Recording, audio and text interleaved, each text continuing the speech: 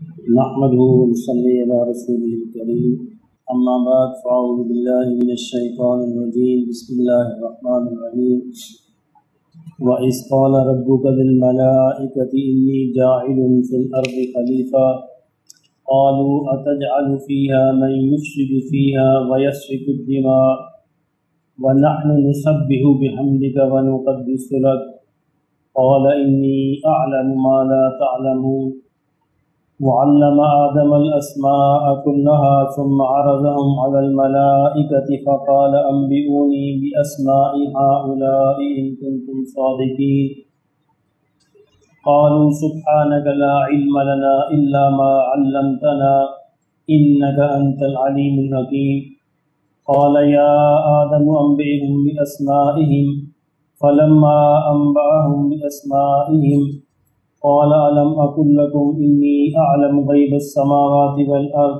وأعلم ما تبدون وما كنتم تكتمون صدق اللہ العظیم۔ حضرت آدم علیہ السلام کی تخلیق کا واقعہ قرآن مجید میں بہت سے مقامات پر بیان ہوا ہے۔ یہ ان میں سے پہلا مقام ہے کہ تخلیق آدم کس طرح ہوئی۔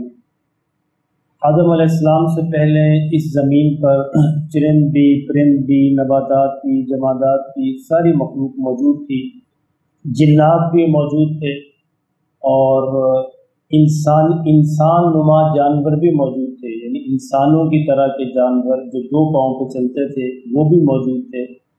یہی وجہ ہے کہ سائنسدانوں کو یہ مغالطہ لگا کہ شاید انسان جو ہے وہ بندر سے آگے بڑھا ہے، اس کی جو پیدائش ہے، لیکن یہ وہ انسان نما جانور تھے، وہ انسان نہیں تھے جس کی تخلیق، جس کی ابتدا آدم علیہ السلام سے ہوئی تھی۔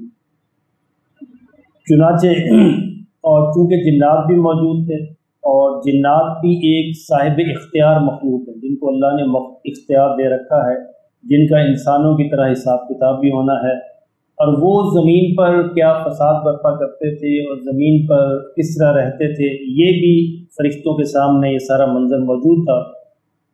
اب وہ زمین پر کہاں رہتے تھے یہ اللہ بہتر جانتا ہے بہرحال وہ آسمان سے نیچے ہی اسی زمین پہ اللہ نے ان کا کوئی مقام بنایا ہے۔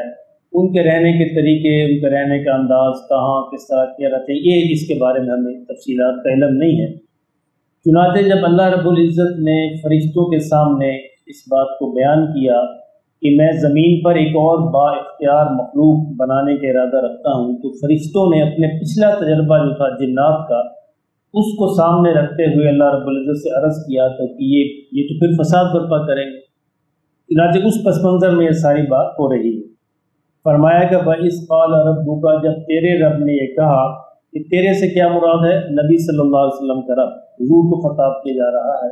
وَإِذْ قَالَ رَبُّكَ لِلْمَلَائِكَةِ، جب تیرے رب نے فرشتوں سے یہ کہا، اِنِّی جَاعِلٌ فِي الْأَرْضِ خلیفہ، کہ میں بنانے والا ہوں زمین میں ایک خلیفہ۔ عام طور پر خلیفہ کا ترجمہ کیا جاتا ہے نائب۔ یہ ایک بڑا عجیب سا ترجمہ ہے۔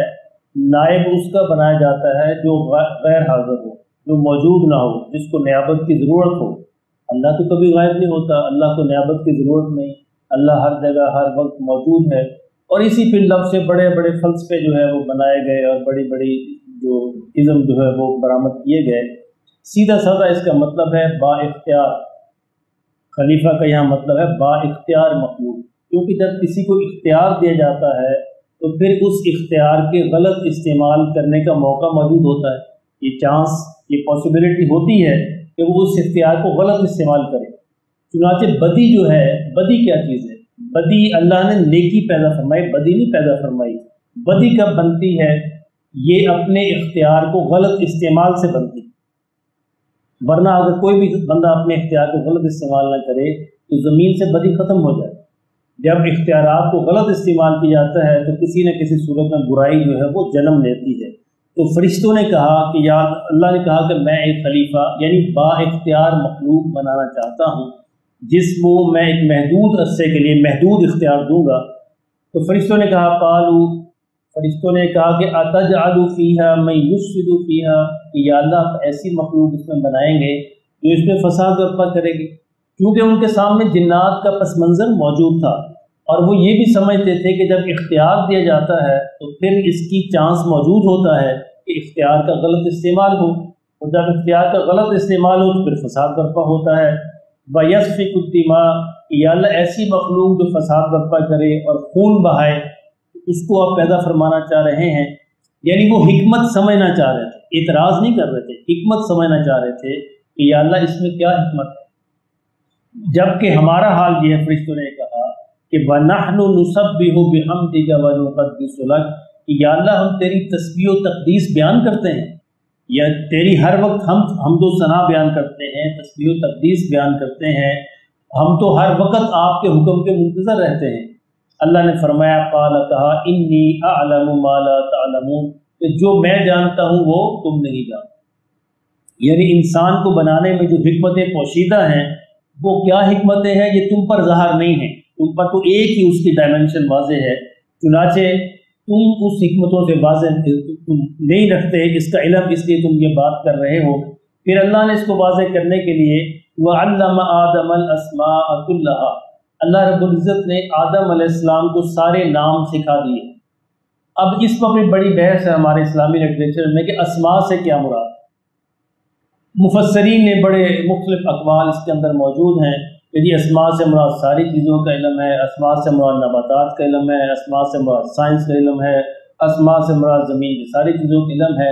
جبکہ جو قول بڑا یعنی بیلنس اور بہترین لگتا ہے وہ یہ ہے کہ اسماء سے مراد آدم علیہ السلام کی ذریت میں، ان کی اولاد میں جو نیک لوگ پیدا ہونے والے تھے، انبیاء تھے، صلحاء تھے، صدیقین تھے، شہداء تھے، وہ سارے دکھا دیے آدم علیہ السلام، ان کے نام بتا دیے کہ اس میں ابراہیم بھی ہوں گے، اس میں اسماعیل بھی ہوں گے، نوح بھی ہوں گے، اس میں زکریا، یحییٰ، عیسیٰ اور محمد صلی اللہ علیہ وسلم سارے ہوں گے۔ جب وہ نام سکھا دیے اور ان کو بتا دیے، آدم علیہ السلام کو دکھا دیے، ثم عرضهم علی الملائکہ، پھر دوبارہ ان کو فرشتوں کے سامنے پیش کیا، فقال انبئونی باسماء ہؤلاء، اور آدم علیہ السلام سے کہا کہ مجھے اب بتاؤ ان سب کے نام جو میں نے تمہیں سکھائے ہیں، ان کنتم، سوری فرشتوں سے کہا کہ مجھے بتاؤ ان کے نام، ان کنتم صادقین، اگر تم سچے ہو، یعنی اپنے بات کرنے میں، اپنی اس حکمت کو جاننے میں اگر تم سچے ہو تو مجھے یہ نام بتاؤ۔ فرشتے وہ نام نہ بتا سکے، کیا کہا انہوں؟ قالوا سبحانک لا علم لنا، یا اللہ تو پاک ہے ہر عیب سے، ہر کمی سے، ہر خامی سے، ہر نقص سے، لا علم لنا الا ما علمتنا، ہمیں تو کوئی علم نہیں ہے سوائے اس کے جو آپ نے ہمیں سکھایا، اس کے علاوہ ہمارے پاس کوئی علم نہیں ہے۔ انک انت العلیم الحکیم، بے شک آپ ہی سب سے زیادہ جاننے والے اور آپ ہی حکمت والے ہیں۔ اب یہ سارا سب کچھ ہو گیا تو پھر اللہ نے آدم علیہ السلام سے کہا قال یا آدم، کہا اے آدم، انبئہم باسمائہم، اب فرشتوں کو ان ناموں کی خبر کرو۔ یعنی فرشتوں نے اعتراض کیا تھا نا کہ یہ زمین میں فساد برپا کرے گا، تو ان کو اب دکھاؤ کہ یہ انبیاء بھی ہیں، اس میں یہ صلحاء بھی ہیں، یہ صدیقین بھی ہے، یہ شہداء بھی ہیں، یہ بڑے بڑے اولیاء بھی ہیں، نیک لوگ بھی ہیں، یہ کیسے فساد برپا کریں گے؟ یعنی جو تمہارا جو پرسیپشن ہے وہ صحیح نہیں ہے، ان کے اندر یہ مخلوق بھی ہوگی۔ فلما انبأہم، تو جب آدم علیہ السلام نے سارے نام بتا دیے، باسمائہم، ان سب کے نام، قال، کہا اللہ نے الم اقل لکم، میں نہ تمہیں کہتا تھا فرشتوں سے، انی اعلم غیب السماوات والارض، کہ میں ہی زمین و آسمان کے بھید جو ہے جاننے والا ہوں، ان کا علم رکھنے والا ہوں، وَأَعْلَمُ مَا تُبْدُونَ وَمَا كُنْتُمْ تَكْتُمُونَ، اور جو تم ظاہر کرتے ہو، جو تم چھپاتے ہو، وہ سارے کا سارا میرے علم کے اندر ہوتا ہے۔ تو آدم علیہ السلام کے واقعہ قرآن مجید میں آپ کو بہت سے مقامات پر ملے گا، اور ہر جگہ اس سے مختلف سبق دینا مقصود ہوتا ہے۔ یہاں کیا سبق دینا مقصود ہے یہ ہم کل دیکھیں گے اگلی آیات پڑھنے کے بعد، کہ ہر جگہ ایک مختلف پہلو واضح کیا جاتا ہے اور ہر دفعہ اس سے ایک نیا سبق دینا مقصود ہوتا ہے۔ اللہ پاک ہم اس کی سمجھ نصیب فرمائے۔